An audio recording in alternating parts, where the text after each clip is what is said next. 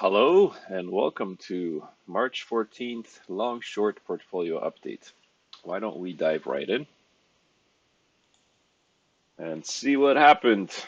Um, yeah, I'm down about 7% for the last couple of weeks. The last video was Sunday 2 weeks ago. So we're looking at 2 weeks right now, I believe 13 days. Yeah, you'll see that my call on February 25th to go short, which came out of this here, the indicator that I've showed you. This is something I put together based on the sentiment index. I've added some momentum, and that my little twist made this happen. I pretty much reversed right here, but that week, the 25th to the 27th, I reduced my long only portfolio down to only gold and communications, thinking that defensive things are going to be doing better. And obviously, with this conflict, we have gold spiking up. Let alone that did that happen. I've mentioned before that oil has a detrimental effect on the oil or gold miners, and most of my gold exposure is in gold mining stocks. Those didn't do so well over the last couple of weeks due to the fact that if the oil spikes, their costs go up and it digs into their profit margin. What happened over the last week? These are the results. Unemployment 6.7, CPI came in line 2.4. So far so good. I mean, nothing to scream over here. Employment change in Canada. We were expecting that. Canada's heading for a recession, and I don't think there's a way to stop it anymore. But go back to the ISM report. This is, we've talked about this before. Just going to go over the latest result, which came in a little bit lower than what January showed, 52.4 versus 52.6 in January. But this still is expansionary, meaning the manufacturing sector in the United States is growing, which is a good thing. New orders, and production are the indicators of that. Anything above 50 here is essentially growing. So this is a good thing. Geopolitically, not so good what's going on in the world right now, but if things were to end quickly, then you'll see some steep reversals in the stock market. We'll be keeping a close eye on this because war is a major catalyst, and catalysts have to be followed. Prices spiked up. This is manufacturing sector, by the way. Backlog of orders, meaning orders are coming in, new export orders are rising, imports are on the rise as well. But it looks like we have a recovery in the American economy as we speak. So not so much of that anymore. Let's dive right into what happened over the last couple of weeks, shall we? Let's move this little fella right here, where we're not going to be bothered by him. And let's look at the last couple of weeks, which would be March 2nd. The last update was right here. And since then, the Iran conflict. Little did I know that over a weekend here, after I close off most of my portfolio, there's going to be, the strikes. And it happened. And then oil went up to 124. Did I know this was coming to have a crystal ball? No. I simply followed this. And like I said, I've been mentioning this before in my videos. When you see these numbers declining faster, and this is a weekly report, this gives you a ahead of the curve look at what's happening. If you were to look at what's going on with the S&P 500 ever since this, if the high was here, January 28th, this is the representative of S&P 500 on that day, right up here. This would be the top. But I said, I have to see a few consecutive declines for me to even start considering any of it, because sometimes it goes down, it goes back up. And then there's the catalyst. But Trading off of this indicator alone is not advised. What you need a catalyst behind it, meaning this positioning, momentum of the positioning. Which way are we starting to turn? This is not the actual positioning, this is the momentum. Is the positioning towards bearishness picking up or is it slowing down? And right now it's picking up 135% week over week. This is updated on Thursdays. Each one of these bars is a week. So I reversed right here, closed off most of my long only portfolio. I mentioned that my long and short, I'm also going to start trimming it, but I got greedy and I left it, and I'm paying for it right now. But I'm down 8% overall across the two portfolios. It's not the worst. I've trimmed my exposure considerably on the long only side. I've left only gold at this point in time. I took out the communication companies, and now I will be adding a couple of companies which are oil related, um, and they're doing well because of the oil surging. And as long as the oil keeps going up, this is as long as the oil keeps going up. Not only is there XOP, which is like ETFs, FCG, and XLE for energy, which are doing really well at this time. But there's also utilities and oil companies that are doing well at this time as well. And so a couple that I have over here, one of them is a PBR. Let's quickly go to Seeking Alpha, I'll figure out who PBR is. So I'll be adding this to the portfolio on the long side and then picking a short sometime this week. It's a Brazilian company, but price action speaks for itself. If you look at the last month, it's been steadily climbing. There's none of that sharp declines and sharp spikes. It looks really well.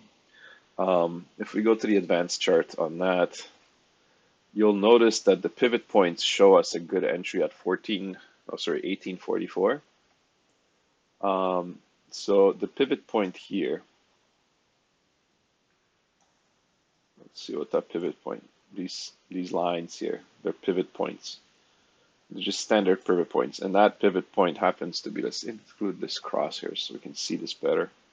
But that pivot point's at 1844. Why am I choosing that? These things, I mean, price rarely tends to stick around these for too long. It will either hover around and turn around, or it will bust through and then come back and then go back up again. Like I said, this is my favorite indicator. I don't like to look at anything else really. There is RSI, there is stochastic, and those are okay. But I find that the simple pivot points that don't change based on what the latest update has been on daily basis or minute to minute basis just keep on repainting themselves. This sticks around for the whole month and it tends to be respected. Now, what do I mean by respected? Whenever the price hovers around, you can expect it to go up and down around that area. And so we've seen that we went with this green candle right through that pivot, and then we're in between this range right here. My trade is to go long with this. I want to go long, but I don't want to go long somewhere up here right before a pivot point where it could turn around and go back down. My idea is to enter right at the pivot point itself, so 1844. So I've entered a pending order for this for Monday, Tuesday, whenever that gets hit. Whenever the price touches that, I will go long. Okay, and that's the best setup for maximum gains. And this is something we haven't really talked about lately. I haven't been really using it. I just enter the trades as they go. But I've entered a couple of trades, which we'll talk about in a moment, uh, to hedge out the portfolio a little bit better on the long short side, not the long only. Long only is only reduced to gold right now, and I'll add a couple of oil stocks which are performing well. And then once the oil or the conflict looks like it's resolved or it's slowing down, oil is going to start going down, and at that point in time, I'm going to trim those. But for now, oil and energy seem to be doing okay. So we're going to look into that. That's PVR at 1844. Another one that I'm looking at currently is RIG, and it's already up here because I've been looking at it for a while now. You'll notice that it's hovered around this pivot point, the 606 pivot point, and it's up, but it's down, and it's up again, and it's down. It doesn't want to go up. So my best entry point here, if I were below this pivot point, would be at 517. But since we are above it, and I'm greedy, and I just want this company, I'll pick it up at 606. So this weekend, I entered a pending order for RIG, which is another oil company, to go in and go long at 606. So those are the two trades that I'm discussing with you today. Now, back to long and short portfolio. There's been a few things that happened. Last week, not so much. I was just watching the markets violently go back and forth. But this is what happened. There was this Iran conflict. Oil went up to 120. At one point in time, it was at 124. Then Trump, that sent the market down. And Trump announces shipping insurance to rest assure the shipping industry that moving oil through the Hormuz is still good. um, Oil went down to the mid 80s. Now, as we know today, oil is at, I believe, $96. And then there was this Saudi Mossad fiasco with oil fields. It's just, it's disgusting. What can I say? But on Wednesday, I've covered Kospi.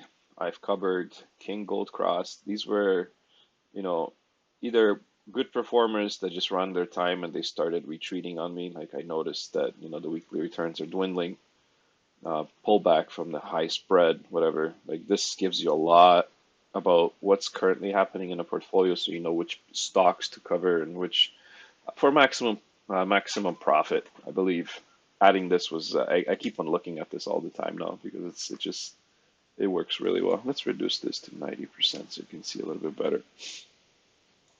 Give it a whole portfolio. So there it is. Okay, so here we are. TIGO covered Kospi, covered KGC, which is a gold company at 219. Had its run. It's time to pull out. I covered NESR with a loss, covered Line with a profit, and then to replace these things, I bought ISSC, which is let me see, oil and gas, I believe, right? ISSE, industrial, sorry, aerospace and defense. Uh, and then we bought sold ACHR. So what I wanted to do is I wanted to hedge out the sector risk by by doing shorts. I am hedging out the market risk, and it works to an extent. If all these stocks had a beta which were matching its partner, the long and short had a beta which was matching, then there wouldn't be so many shocks as those two would move up and down roughly in the same amount. But it's because I'm not paying attention so much to beta hedging and I'm just looking for stocks to short and go long. These swings can be violent, and that's detrimental to the portfolio value, the long short portfolio value. And so, to limit that going forward, what I'm doing now is I am hedging out the sector. Meaning, if I go long defense and aerospace and defense, I'm also shorting it. I'm just going long with a good company and short with a bad company in that sector. Period. Okay? Meaning, if a sector's hit and there's geopolitical views and the industry is not going to do so well, both of these stocks are going to go down and both of these stocks are going to go up overall. And if you look at my ISSC ACHR, the trade we're talking about, oh, it's not loading. Let's take a look. It didn't do so well out of the gate. Why? It's because we didn't use pivot points. So moving forward, any entry into any trade not just because I need a long. I will not open it, and I will not cover the other until this one is open, until the new trade is open, meaning my portfolio is fully invested and I am not entering or covering anything until I actually have a replacement for the cover. And so let's go into ISSC and figure out what happened with them. ISSC. I'm going to go into the advanced chart. Like I said, I just, without looking at the pivot points, I went long, where a much better entry would have been at 23.28. So with the price being below a pivot point at 28.66, chances are the price will retreat to 23.28. This should have been my good entry point. A good entry point, since we were up here, would also have been 28.66. What do I have for my fill? 29.97. I went in at 30 and it's at 27.71. If I went in at 28.66, I would only be down $1 instead of 3. But it doesn't matter. Moving forward, we will start using these pivot points for entries and pending orders, not immediate execution. So most likely this will, judging by the price action, most likely it will go back through the 28.66 and keep on going up. But if it does go down, I see it going down to 23.28 and then bouncing back up. Okay? Because of the pivot point, if you just follow the pivot points. Back into the long and short. So that was that trade. Go back to the summary. Another one is RNG. I've replaced RNG, or I put in RNG. And if we look at that one,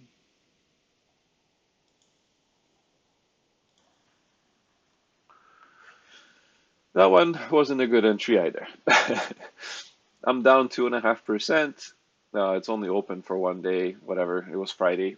But yeah, 2.5% on that one. And if we go at RNG, look at RNG,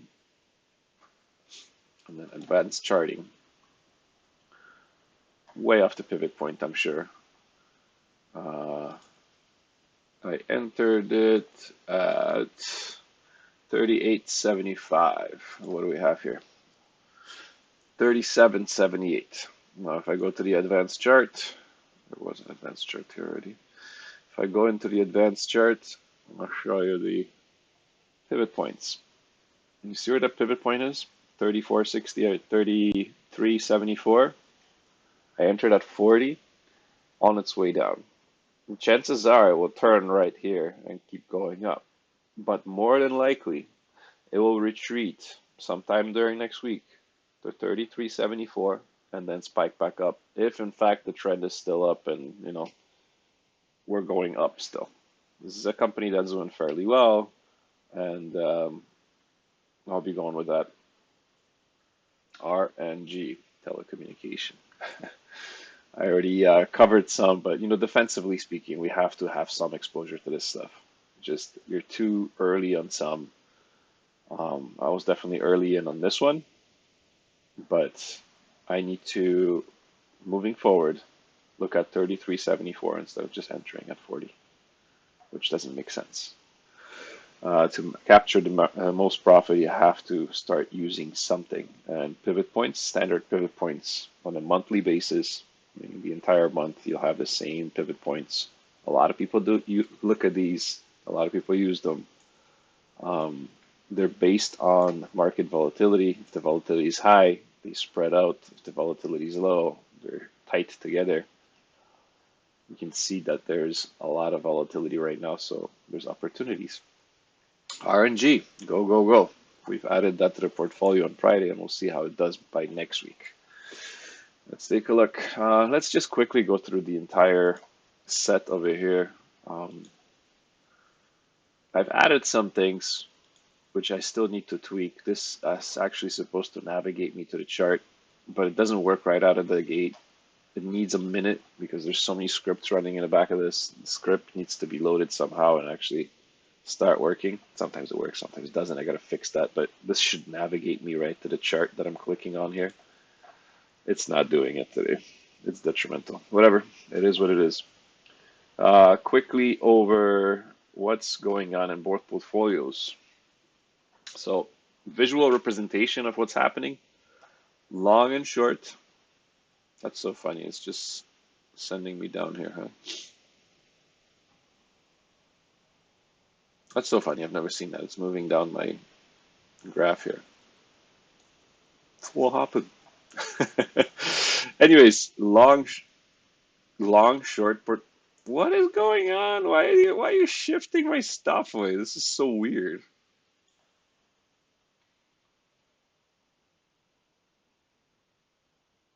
No, this is too funny. This hasn't happened before. Anyway, Google, you're driving me mad. Long short, S&P 500. So long and short is the blue line. S&P 500 returns are in red. This is how well the long and short portfolio is performing fully invested. And this is how long only portfolio is doing against the S&P 500. S&P 500 minus 4%. I'm doing a negative 0.48 with the long only. Mind you, this would be below negative 4%.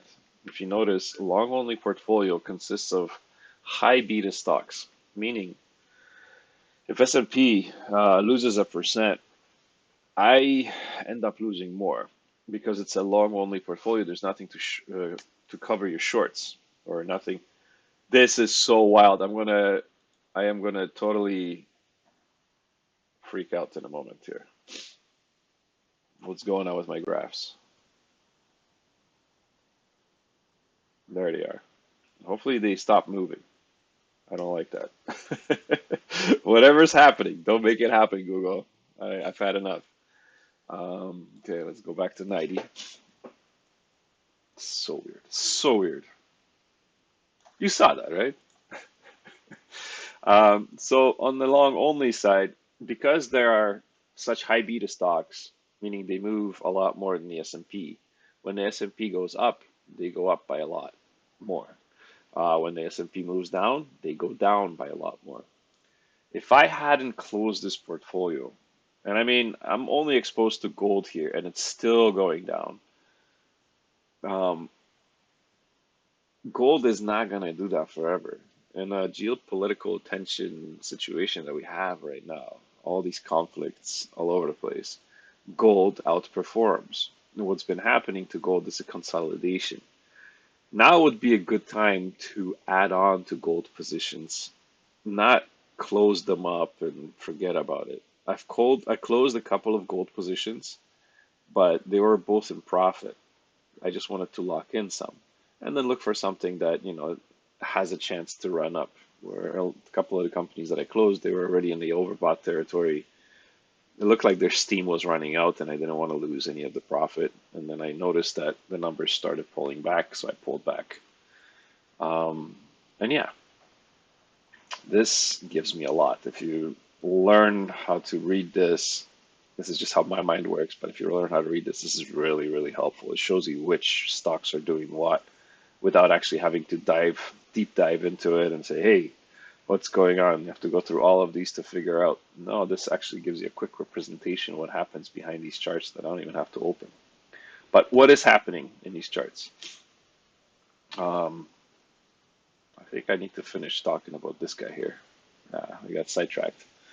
So when the S&P goes down, it goes down a lot more. This is long only. And if it goes up a lot more. By reducing the portfolio exposure here, I've reduced that. And so I'm outperforming the S&P, but I would be a lot worse off hadn't I done that. The long and short, it's a different story. There's shorts in there to cover some of the losses. And if my betas were matching, this number shouldn't really be affected by it. It should be ranging. But since my beta hedging is not in par with what it should be, and I will be trying to limit that and make it as close to it as possible moving forward. It's just a lot harder to find the good candidates for stocks to like have everything perfectly matching. But I'll do it as much as possible. First and foremost, let's hedge out market risk.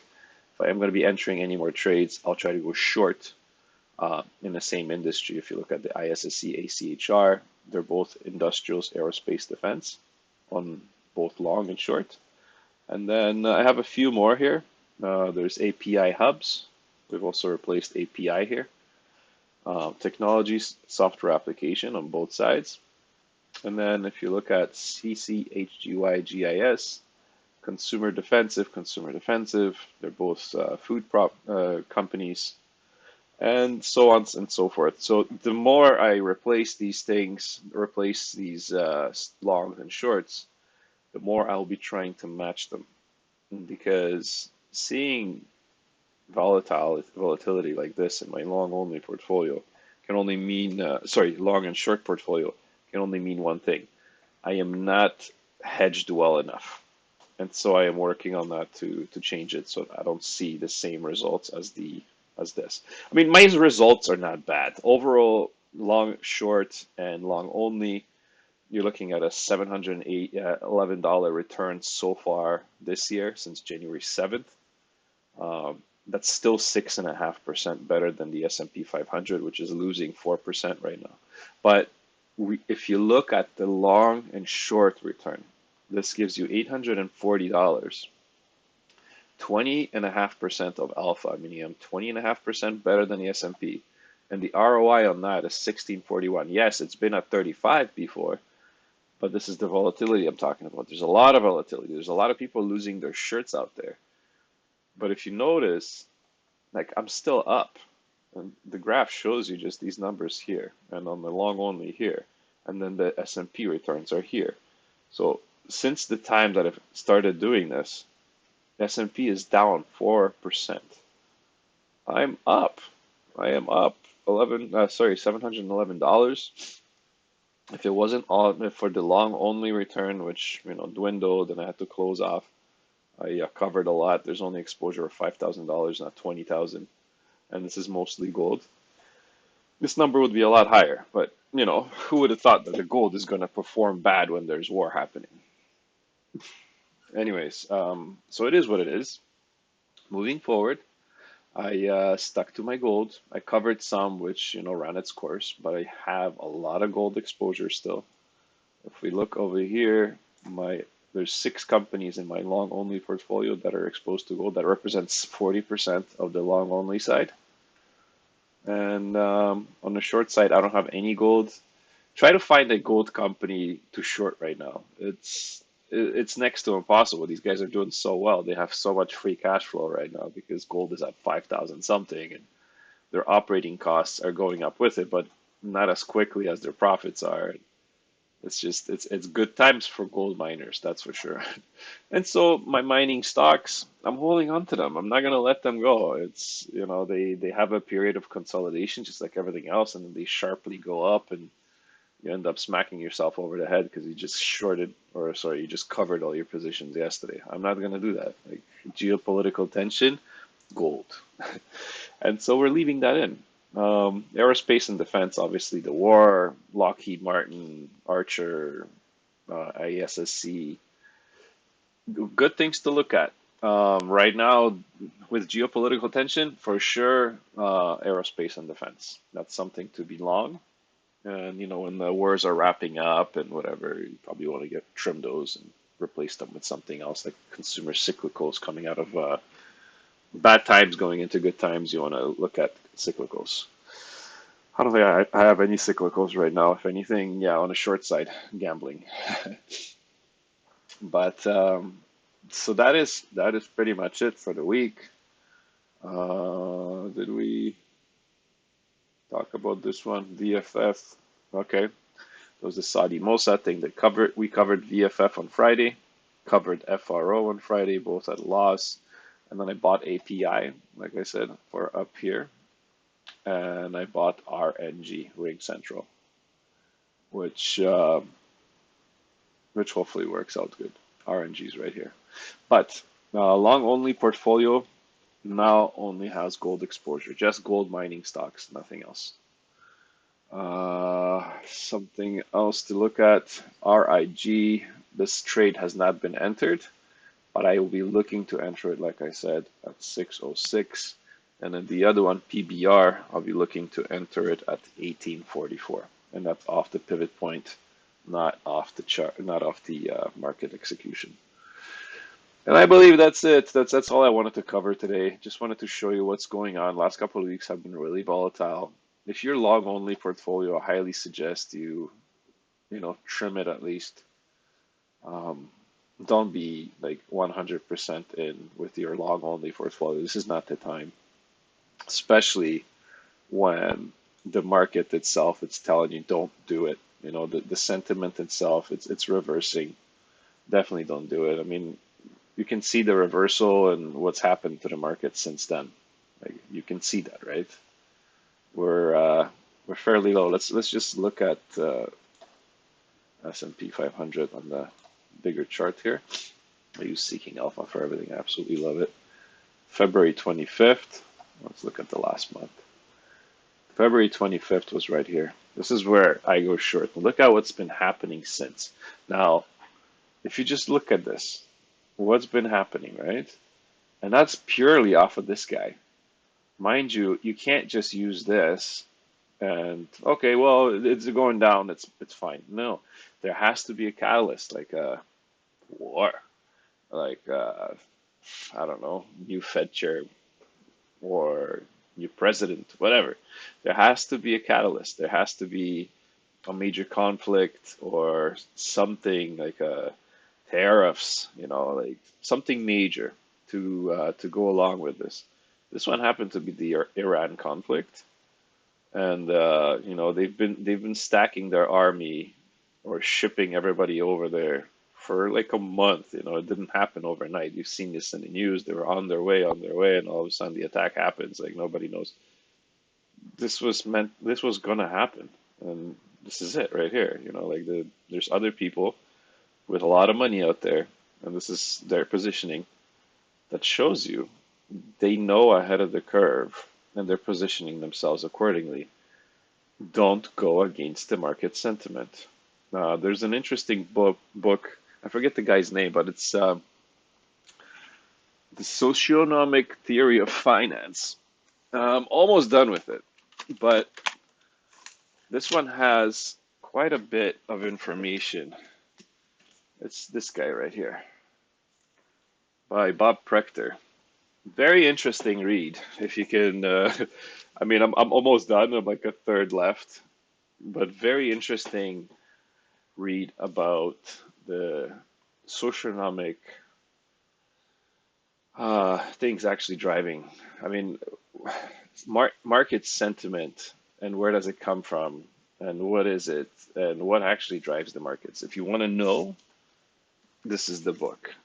It's a lot to read, but the more there's I don't think any book that I've ever read before explains this better, and I'm not even done with it yet. But I will be finishing it this month sometime. Hopefully, I know more than I do today. But that's where I'm at. So, uh, I think that's it for today. I've said that before, and I think we're just gonna pull the trigger on this one and end this video right here. Thank you very much. You see what's going on in the portfolio. Next week, I will give you another update, and then we'll do a presentation on something as well, because today we haven't done that so much. I just wanted to give you an update on what's actually happening. And yeah, if you have a long only portfolio, I would definitely consider, you know, if you haven't lost much of it, to trim some of those positions. But if you've lost like 30, 40%, like some of the people that I've heard of, I don't know. It was time to get out 2 weeks ago, 3, 4 weeks ago. I got out, just over 2 weeks ago, and I've been good for it. But what's happened to the market since then is just a representative. You know, it's February 25th, right up here. That little peak is where I got out, and that's what's happening since. And I'm hoping that all this reverses and we can all go back into long only investing and make a lot of money. But things are not looking good, guys. So defensive, aerospace, oil, But pick them right. Don't just pick something because that's in their industry, because there's longs and shorts in every industry. You know the ones that I've picked. I've showed you in this video. Go back a little bit. RIG, the PBR. Um, those are companies that do well when oil goes up. Now, they're not going to do so well when the oil goes down, like I said. So, God bless. Um, hopefully, all is well with everybody. Don't abandon hope. If you have to trim that portfolio, trim it. But we'll see you next week.